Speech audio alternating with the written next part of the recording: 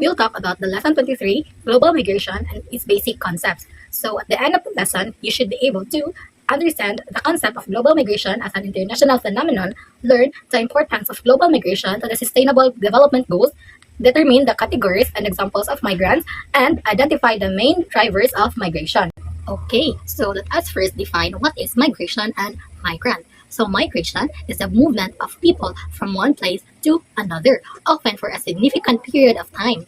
So this movement can be within a country or internal migration or across national borders or international migration. While migrants are people who move from one place to another, often for reasons such as seeking better economic opportunities, escaping conflict or persecution, or reuniting with family.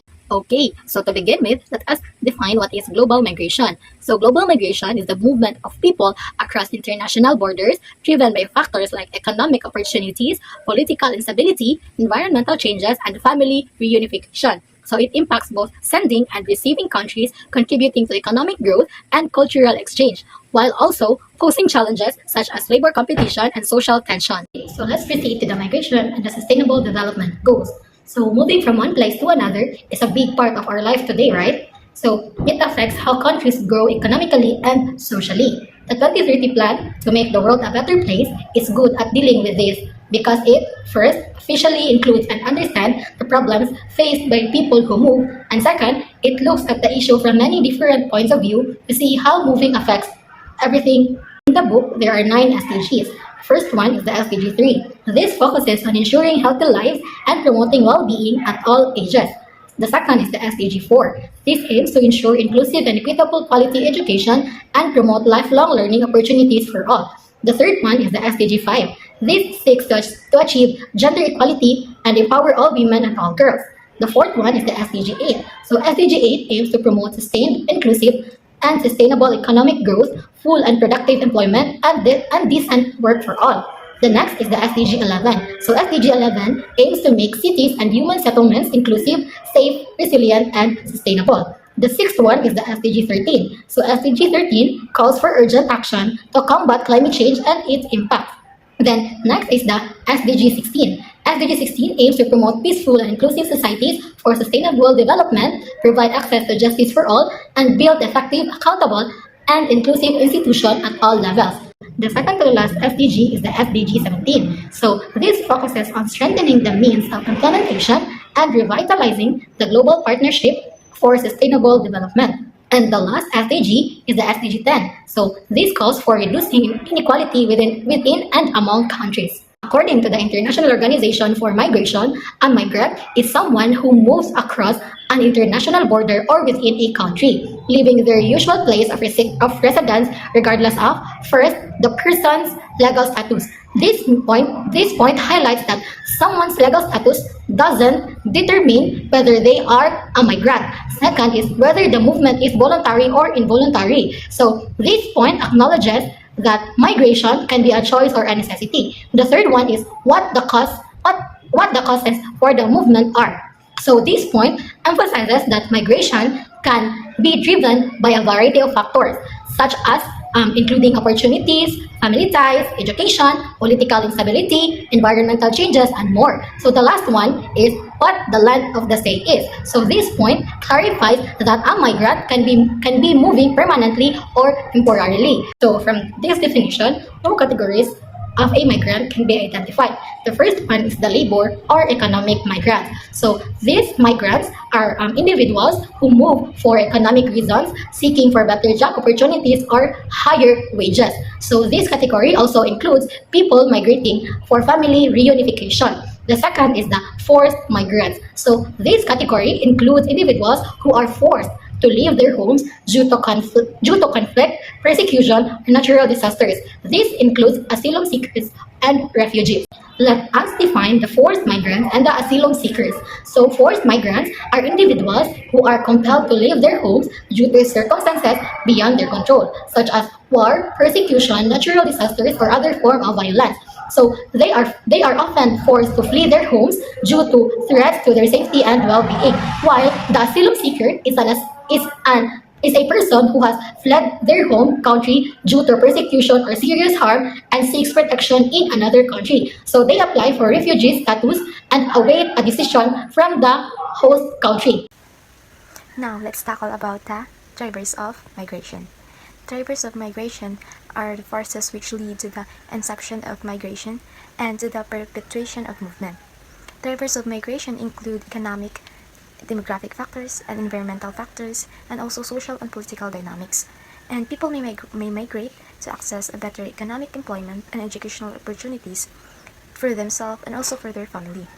So people here in the Philippines also and lots of choices, but one of their choices are to go to abroad and find the job because their job is not limited as here in the Philippines. So a lot of Filipino, or we call it overseas worker or OFW, and they they go to abroad to find the opportunity of schooling, educational process opportunities, and also while studying they also have a part-time job.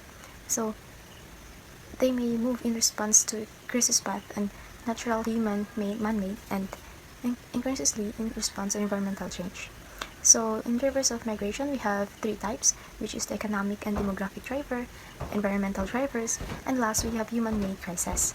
So in the economic and demographic drivers, economic opportunities, demographic and poverty or food insecurity are prime influence in the migration decision-making process and interact to greater or lesser degrees depending on the specific context to drive migration. Next, we have the environmental drivers. It is a great number of countries identified as climate vulnerable tend to experience high rates of migration, so it is critical to consider existing environment and climate-related evidence when analyzing current migration patterns and estimating future flows. Last, we have the human-made crisis. It is a human-made crisis among the primary root causes of migration and have an opportunity impact on population movement more generally. So the lack of respect for international human rights and humanitarian law has compounded by growing displacement of many as consequences of their deteriorating living conditions. So in summary, the global migration is a global phenomenon that countries all over the world are experiencing. In fact, global migration has been recognized as playing an important role in achieving the Sustainable Development Goals, or the SDGs, in the 2030 Agenda. Reinforcing its significance are the classifications and categorization of migrants. Lastly, the drivers of migration must be given attention as these are the main foundation why global migration exists. Now let's talk about the history of overseas Filipino workers, or we call it a OFW. So I was the daughter of the OFW, which is my father. He was assigned in the Singapore, and I felt the loneliness or the love the love distance of my father, or we call it the FW. So this history of overseas Filipino organized labor migration from the Philippines has been in existence for at least 400 years based on historical accounts dating as far back as Spanish colonial period, during which natives manned ship in the Manila to Acapulco Italian trade, and state facilitated by the special colonial relationship between the two countries. However, it was not until the 1970s when the number increased rapidly, coinciding with the construction boom in the Middle East as a result of the rise in oil prices in 1973 to 1974. From a low of around 50,000 migrant workers in 1975, the Filipino has been deploying more than Filipino workers throughout the world annually since 2005. So now let's move forward to the topic of poverty. So poverty is an issue for a country like in the Philippines. Lots of teenager experiencing the poverty here in the Philippines. So the teenager here are no choice but to go to abroad to find a better life or to find a better income so that they can get the other way to success because of the poverty issue. So and its effects drive many Filipinos to find opportunity for employment abroad. So ordinarily, if someone could not find a stable source of employment on his or her here in own company, or rather own country, or here in the Philippines, they cannot find opportunity here, they cannot find job here, then there will be no other choice but to seek greener pastures, or there's no other choice but to seek abroad and take the risk. So next, we have unemployment and low wages. So let's hear the Filipino issue that other netizen here are no job, unemployed. So there's no other way, but I mean there's another way, but mostly choices, mostly choices is to go abroad. So unemployment and low wages are prevalent in the Philippines, and this predicament is being carried by even by a college graduate in the country, and more so by those who failed to finish their education. So also lots of Filipino that cannot finish the education. So because of the lacks of money, or there's no budget for education, because the parents are not able to provide because of unemployment. As a result, the Filipino worker will be compelled to search for income opportunity abroad. So mostly choices is to go abroad because the income there are better than here in our own country. So not only abroad, but after that abroad, there's migration, so that other people will not come back here in the Philippines and move to other country and have a new life or have a better life than before. Okay, so now let's proceed to our next topic, which is the common risks or costs of overseas Filipino employment.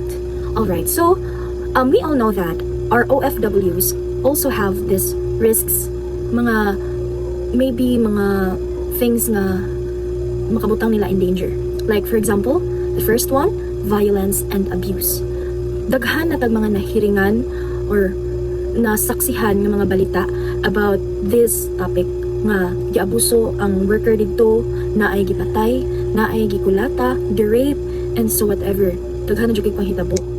Naa dito ang trafficking, false accusations, like for example, let's say they are trying to accuse the worker or the OFW of stealing something. Na adyo na siya dito. And lisod kayo i-defend mo self kay when you're not in your own country, syempre sila dito ang ilang labanan kay ang ilang mga tao or ang ilang citizen dito. So if ikaw nga nanrabaho lang dito, madyo na siya giingon na you need to be more extra careful and vigilant on what you're doing. Dapat update and wise jud kay there are really lots of abusers out there. Termination for failing to meet employer standards or ma-terminate kung dili mo makuha nilang standards. Discrimination and lack of protections. Man na siya kay tungod i-discriminate ka and you have lack of protection. Pwede kang magkaresulta nga magkaroon ng lower moral and motivation. So, syempre if wala or dili kay ka motivated na mo trabaho tungod sa imong problema nga gidala-dala, then that's the time nga ma-reduce imong productivity. So, unsa man imong pag-work if inana, di ba? And so, abuse and violence are the most common fears which can lead to severe physical injuries pareha sa ato mga nahitabo. So now, para ma-avoid ang mas worst na nahitabo which is death, mas maayong muuli na lang if ever makasugat og ani na situation. Another one nga risk sa mga OFW is ang weekend family ties. So we all know guys that people or the parents that are working abroad have this not so good relationship with their children. I mean, not all, but mostly. Okay, it is because their children does not understand why they're doing that. Kung anong mato sila sa nasod. There are other children that choose to let their parents stay. Ma, I don't need money. I need you beside me. Diba? So, ana siya. Pareha sa silida nga anak that was played by Miss Vilma Santos and Miss Claudine Barreto. Nga nagpabadlong pag-ayo si Claudine Barreto to get her mother's attention. Kaya anang na ilang una magpabadlong na lang ko so that my parents would stop going there para ako na lang fokusan. So which is makahatag jud og problema kay imbes nga magbanding sila iniguli sa iyang mama diri sa Philippines, mag-away na hinuon sila tungod sa mga binuhatan niya nga di maayo. So yes, makuan jud ang relationship nimo sa imong family if you're an OFW. So ang the best thing to do gyud if wala jud kay choice and you have to do this, syempre proper communication and let your children understand why you're doing this. And also ayaw jud pagputol sa inyong communication because communication is really important, guys. No?